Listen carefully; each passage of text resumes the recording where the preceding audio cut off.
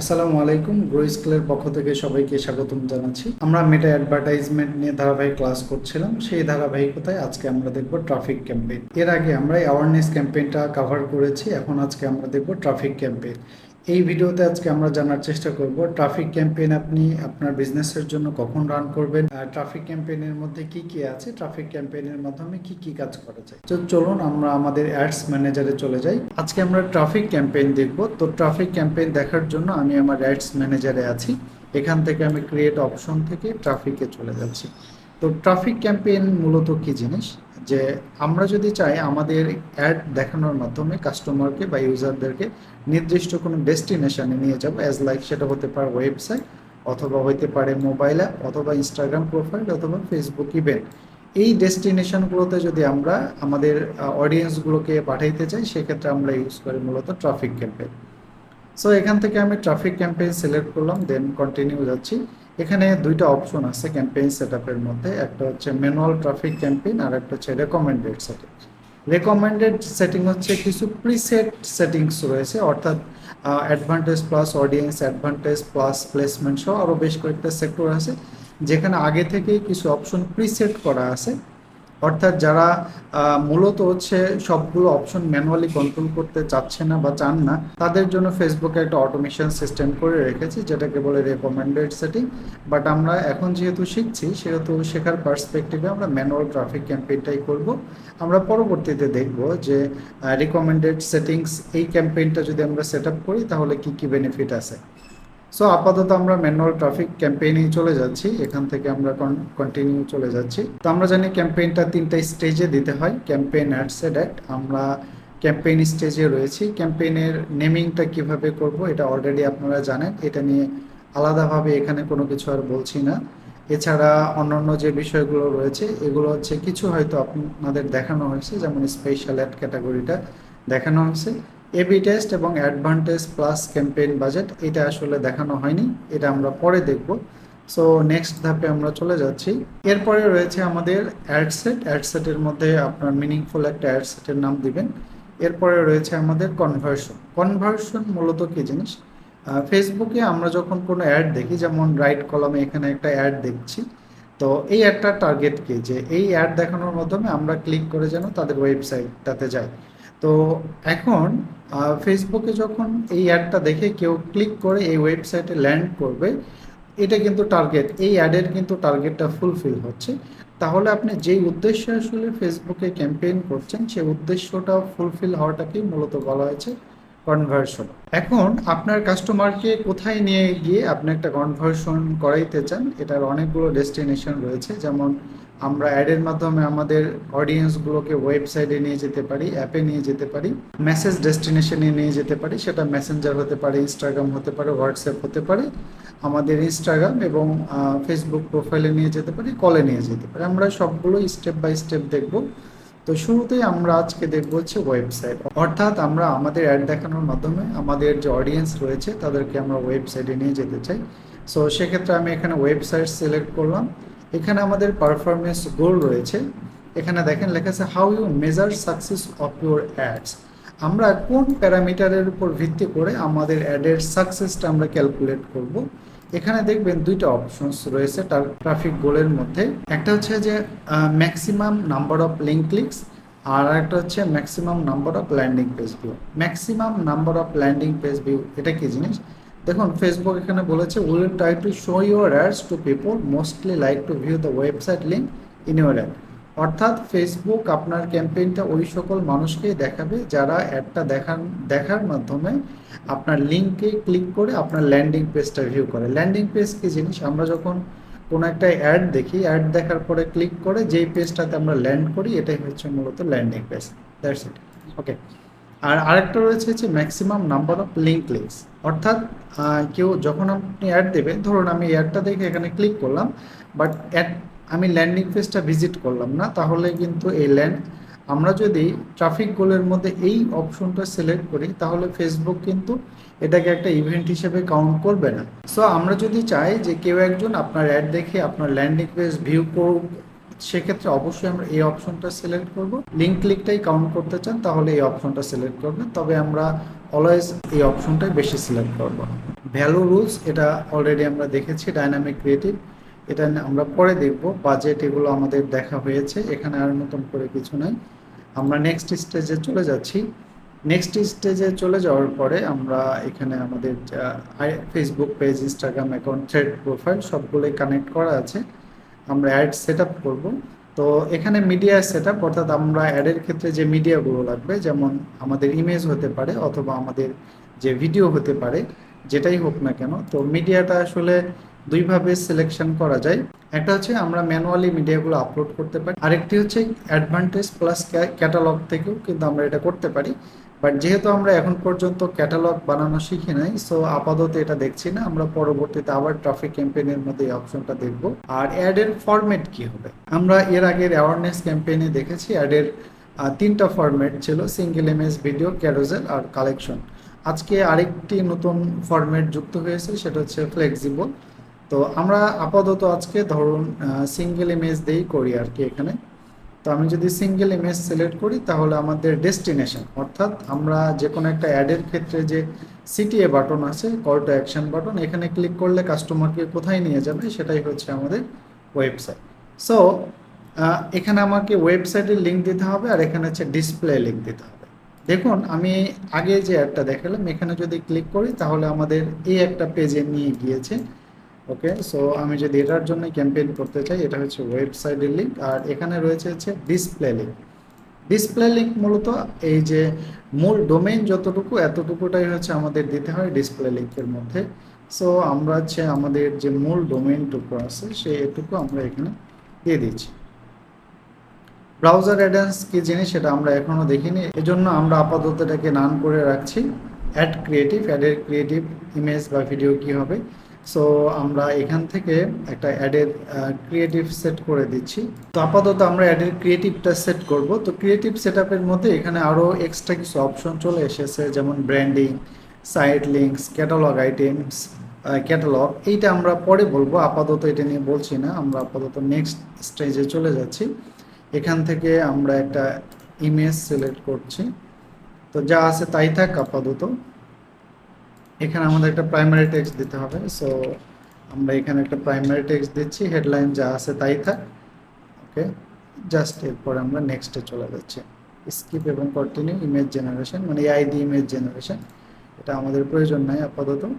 এখানে আমরা কমপ্লিট করে ফেললাম। এরপরে নিচের দিকে আসলে এখানে আমরা আরও কিছু অপশন পাবো, যেমন হচ্ছে ল্যাঙ্গুয়েজ, ট্র্যাকিং, ইউআরএল প্যারামিটার। এগুলো আমরা পরে দেখব। এখান থেকে আমরা কিন্তু দেখতে পাচ্ছি যে আমাদের অ্যাডটা কেমন দেখা যাবে, এখান থেকে দেখা যাচ্ছে আর কি। এটার মাধ্যমে আমরা কিন্তু একটা সিঙ্গেল ইমেজ দিয়ে একটা ক্যাম্পেইন রেডি করে ফেললাম। এখন আমরা আরেকটি কাজ করব, যে যেখানে আমাদের সিঙ্গেল ইমেজের অপশনস ছিল, এখান থেকে আমরা এখন ক্যারোজেল ইউজ করব। ক্যারোজেল সিলেকশন করার পরে এবার যদি আমরা অ্যাড ক্রিয়েটিভে যাই, তাহলে এখানে আমরা 10টা কার্ড অ্যাড করতে পারবো। তো আমরা ইনিশিয়ালি একটা ইমেজ কার্ড অ্যাড করি। ধরুন আমি এই ইমেজটা দিয়ে একটা কার্ড ইউজ করলাম। এটা আসলে কখন দেব, আপনার যদি কোনো প্রোডাক্ট বা সার্ভিস সেল করতে চান এবং প্রত্যেকটা প্রোডাক্ট বা সার্ভিসের জন্য আলাদা আলাদা ইউআরএল থাকে, তো এক্ষেত্রে আমরা আসলে এটা ইউজ করতে পারি। এখানে আমাদের একটা হেডলাইন দিতে হবে। আমাদের যদি মাল্টিপল প্রোডাক্টস থাকে, সেই প্রোডাক্টের আমরা ধরুন আমি আপাতত এটাই সিলেক্ট করে দিচ্ছি, যে এটা সামথিং, একটা চেঞ্জ করে দিলাম। এটা ডেসক্রিপশন, ওয়েবসাইটের লিঙ্ক যা আছে তাই। এরপর আমি চাইলে আরেকটা কার্ড ইউজ করতে পারবো। এখানে সর্বোচ্চ আমরা 10টা কার্ড ইউজ করতে পারি। হ্যাঁ, তো যদি আপনার কখনো কোনো ই কমার্স বা কোনো প্রোডাক্ট সার্ভিসের জন্য কাজ করেন, যাদের প্রোডাক্ট মানে মাল্টিপল প্রোডাক্টস নিয়ে একটা অ্যাডের মধ্যে ক্যারোজেল আকারে দিতে চাই, তখন কিন্তু আমরা এটা করতে পারেন। এখানে আরেকটা সিলেক্ট করলাম। এখন যদি আমি দেখি অ্যাডের, এই টাইপের অ্যাড আপনারা অনেক সময় দেখছেন। তো আমরা এই ক্যারোজেলের মধ্যে ম্যাক্সিমাম 10টা কার্ড বা 10টা প্রোডাক্ট সার্ভিসের অ্যাড দেখাইতে পারি। আর 10টার বেশি যদি প্রোডাক্ট সার্ভিসের জন্য আমরা ক্যাম্পেইন করতে চাই, সেক্ষেত্রে আমাদের নেক্সটে যে আরেকটি ক্যাম্পেইন রয়েছে কালেকশন, সেটা করতে পারবো। এটা আমরা পরে দেখব। আর এখানে আরেকটি অপশন রয়েছিল, সেটা হচ্ছে ফ্লেক্সিবল। তো ফ্লেক্সিবলের মধ্যে আমরা কি করতে পারি, ফ্লেক্সিবলের মধ্যে আমরা যেখানে আগে সিঙ্গেল ইমেজ যখন মিডিয়ায় সিলেক্ট করেছিলাম, সেখানে অনলি একটা ইমেজ সিলেক্ট করতে পারি। বাট আমরা যখন ফ্লেক্সিবল দেব, ফ্লেক্সিবলের মধ্যে আমরা চাইলে এখানে 10টা পর্যন্ত আপ টু 10 ইমেজ সিলেক্ট করতে পারবো। আপনি মাল্টিপল একসাথেও সিলেক্ট করতে পারেন, কোনো প্রবলেম নেই। ওকে, তাহলে কি হবে যে আমাদের যেই ক্যাম্পেইন আছে, একজন ইউজারকে বিভিন্ন সময় বিভিন্ন আপনার অ্যাড ক্রিয়েটিভ দিয়ে ফেসবুক অ্যাড দেখাবে। ধরুন আপনাকে এখন এই ক্রিয়েটিভটা দিয়ে অ্যাড দেখাচ্ছে। আমি যদি এখানে অ্যাডের অ্যাডভান্স প্রিভিউটা দেখাই, ধরুন একজন ইউজারকে এক সময় এই ক্রিয়েটিভটা দিয়ে অ্যাড দেখাবে, একবার এটা দিয়ে দেখাবে, একবার এটা দিয়ে দেখাবে, আরেকবার এটা দিয়ে দেখাতে পারে। অর্থাৎ বিভিন্ন সময় বিভিন্ন ক্রিয়েটিভ দিয়ে কিন্তু ফেসবুক তাকে অ্যাড দেখাইতে পারে। That's it. এভাবে কিন্তু আমরা ফ্লেক্সিবল ফরম্যাটের মাধ্যমে একটা ক্যাম্পেইনের মধ্যে মাল্টিপল ইমেজ দেখাইতে পারি। আবার আমরা যখন ফ্লেক্সিবল দিব, যেহেতু এখানে আমরা 10টা ইমেজ দিতে পারি, এটার কিন্তু একটা ক্যারোসেল আকারেও কাজ করবে। That's it. ওকে, আমরা যখন কালেকশনেরটা পরে দেখবো, এই মুহূর্তে আমাদের কালেকশনের দেখার প্রয়োজন নাই। এরপরে আমরা ওয়ান স্টেপ ব্যাক যাচ্ছি। ব্যাক যাওয়ার পরে আমরা এবার সিলেক্ট করব অ্যাপে। অর্থাৎ আমরা অ্যাডের মাধ্যমে আমরা চাই যে কোনো কাস্টমার যদি অ্যাপ প্রমোশনের জন্য ক্যাম্পেইন চালায়, তাহলে আমরা এটা ইউজ করব। সেক্ষেত্রে পারফরমেন্সগুলো এটাই থাকবে। এরপরে আমাদের রয়েছে যে মোবাইল অ্যাপ স্টোর। আপনার যে মোবাইল অ্যাপটা রয়েছে সেটা কোথায় রয়েছে, সেটা কি গুগল প্লেতে রয়েছে, নাকি অ্যাপল স্টোরে রয়েছে, না উইন্ডোজ স্টোর, ফেসবুক ক্যানভাস, কোথায় রয়েছে আপনার এটা ফার্স্ট সিলেকশন করে দিতে হবে। এরপরে আপনার অ্যাপটাকে এখানে সার্চ করতে হবে। ধরুন আমি এখানে অ্যাপের লোকেশন হিসেবে গুগল প্লে সিলেক্ট করেছি। এখন যদি এখান থেকে আমি বিকাশ সিলেক্ট করি, তারপরে দেখুন কোনো অ্যাপ আসছে না। এর কারণটা কি? কারণ এখানে ফেসবুকের একটা নোটস আছে, দেখেন you can advertise any app registered on Meta developer site. অর্থাৎ আপনি যে সকল অ্যাপকে নিয়ে অ্যাডভার্টাইজমেন্ট করতে চান, সেই অ্যাপগুলোকে আগে মেটা ডেভেলপার সাইট আছে এর সাথে কানেক্ট করে দিতে হবে। আপনি যদি মেটা ডেভেলপার সাইট লিখে সার্চ করেন, এখানে কিন্তু অপশন পাবেন মেটা ডেভেলপার সাইট। এই মেটা ডেভেলপার সাইটের সাথে প্রথমে হচ্ছে আপনার অ্যাপটাকে কানেক্ট করে দিতে হবে। দেন আসলে সেই অ্যাপটাকে আমরা এখান থেকে অ্যাডভার্টাইজমেন্ট করতে পারবো। আমার আপাতত প্লে স্টোরের কোনো অ্যাপ এখানে অ্যাপ্রুভাল করা নাই, সো আমি এটা দেখাইতে পারছি না। নেক্সট ভিডিওতে হয়তো আমি একটা দেখাইতে পারি আপনাদের। ওকে, তো আপাতত এটা রাখছি না আর কি, বাট তারপরেও আমরা এটা প্র্যাকটিস করতে পারবো। ধরুন আপনি ওখানে যদি সার্চ দিয়ে দেন, আমরা যদি নেক্সট স্টেপে আসি, নেক্সট স্টেপে এসে যদি আপনি এখানে একটা ক্রিয়েটিভ বা প্রাইমারি টেক্সট যা কিছু আছে সব কিছু দেওয়ার পরে দেখবেন এখানে একটা ইউজ অ্যাপ অপশনস রয়েছে। তো একজন ইউজার যখন ইউজ অ্যাপ এই কল টু অ্যাকশন বাটনে ক্লিক করবে, সে কিন্তু আপনার যে প্ল্যাটফর্মে অ্যাডটা রয়েছে সেখানে চলে যাবে। That's it. তাহলে এভাবেই কিন্তু আমরা এই অ্যাপের ক্যাম্পেইনটা করতে পারি এখান থেকে। আমি নেক্সট কোনো একটা ভিডিওতে আপনাদের একটা অ্যাপের পূর্ণাঙ্গ ক্যাম্পেইন করে দেখাবো। এরপরে রয়েছে আমাদের মেসেজ ডেস্টিনেশন। অর্থাৎ আমরা ক্যাম্পেইনটা করার মাধ্যমে কাস্টমারকে আমাদের যে কোনো একটা মেসেজ ডেস্টিনেশনে নিয়ে যেতে চাই। তো আপাতত এটা আমরা দেখছি না। আমরা এর পরের ধাপে আমরা যখন এঙ্গেজমেন্ট ক্যাম্পেইন করব, ওখানেও মেসেজ ডেস্টিনেশন ক্যাম্পেইন রয়েছে। তো ওইটা করলে এটা কভার হয়ে যাবে, সো আপাতত এটা করছি না। এরপরে আমাদের রয়েছে ইনস্টাগ্রাম আর ফেসবুক। অর্থাৎ আমরা আমাদের অ্যাডটা দেখানোর মাধ্যমে কাস্টমারকে যদি কোনো ইনস্টাগ্রাম প্রোফাইল অথবা ফেসবুক পেজে নিয়ে যেতে চাই, তাহলে আমরা এই ক্যাম্পেইনটা করতে পারি। এটা সিলেকশন করার পর আপনার Facebook page, Instagram profile select করে দিবেন।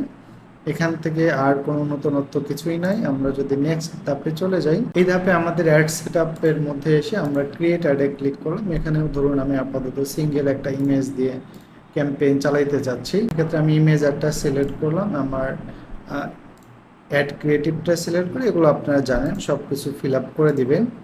আমি আপাতত দেখানোর জন্য স্কিপ করে যাচ্ছি, জাস্ট অ্যাডটা কেমন দেখা যাবে সেটা দেখার জন্য। ওকে, তো ফেসবুকে আপনার অ্যাডটা যখন যাবে ফেসবুকের ফিডে, তখন এইরকম পাবেন যে ভিজিট ফেসবুক পেজ। আর আপনার অ্যাডটা যখন ইনস্টাগ্রামের ফিডে যাবে, তখন এরকম থাকবে ভিজিট ইনস্টাগ্রাম প্রোফাইল।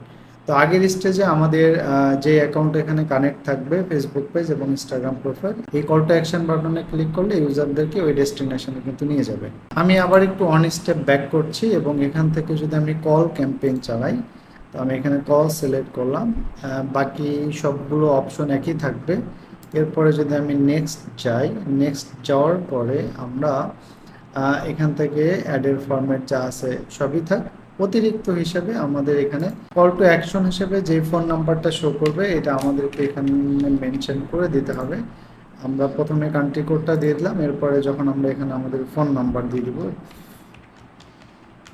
ওকে, আমরা ফোন নাম্বারটি দিয়ে দিলাম এবং আমরা যদি এখানে একটা অ্যাডের ক্রিয়েটিভ আছে দেখুন, এই যে কল নাও একটা বাটন চলে আসছে। তো কেউ যখন আপনার অ্যাডটা দেখবে, অ্যাডটা দেখার পরে কল নাও বাটনে ক্লিক করলে আমরা যে নাম্বারটা সেট করে দিয়েছি এই নাম্বারে একটা ফোন কল আসবে আর কি। তো এভাবে আমরা ট্রাফিক ক্যাম্পেইনের মধ্যে আমাদের অডিয়েন্সগুলোকে website, app, message destination, Instagram এবং ফেসবুক প্রোফাইল এবং কলে নিয়ে যেতে পারি। তো আমরা যখন ফেসবুকে বিভিন্ন কনভার্সন ক্যাম্পেইন দেখাই, অর্থাৎ ই কমার্সের জন্য যেই ক্যাম্পেইনগুলো চালানো হয়, যেমন এই যে ক্যাম্পেইনগুলো চালানো হয়েছে এগুলো কিন্তু কোনো প্রোডাক্ট সেল করার জন্য। তো এই প্রোডাক্ট সেল করার জন্য আমরা ম্যাক্সিমাম টাইমস আসলে সেলস ক্যাম্পেইন চালাই।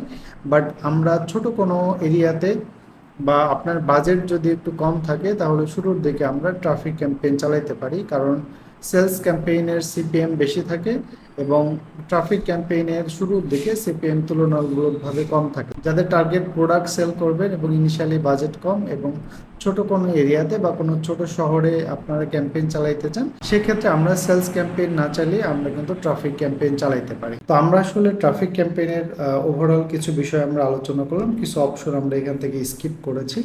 আমরা ধাপে ধাপে আসলে সবগুলোই শিখবো। তো আজকে যে বিষয়গুলো দেখানো হলো এগুলো আসলে আপনারা ভালোভাবে প্র্যাকটিস করুন। এই বিষয়ে যদি আপনাদের কোনো কিছু জানার থাকে কমেন্ট করতে পারেন, আমরা অ্যান্সার দেওয়ার চেষ্টা করব। আর কন্টেন্টটা যদি ভালো লাগে আমাদের চ্যানেলটি সাবস্ক্রাইব করতে পারেন। আর নেক্সট ভিডিওতে আবারও দেখা হবে, সে পর্যন্ত সবাই ভালো থাকবেন। আল্লাহ হাফিজ।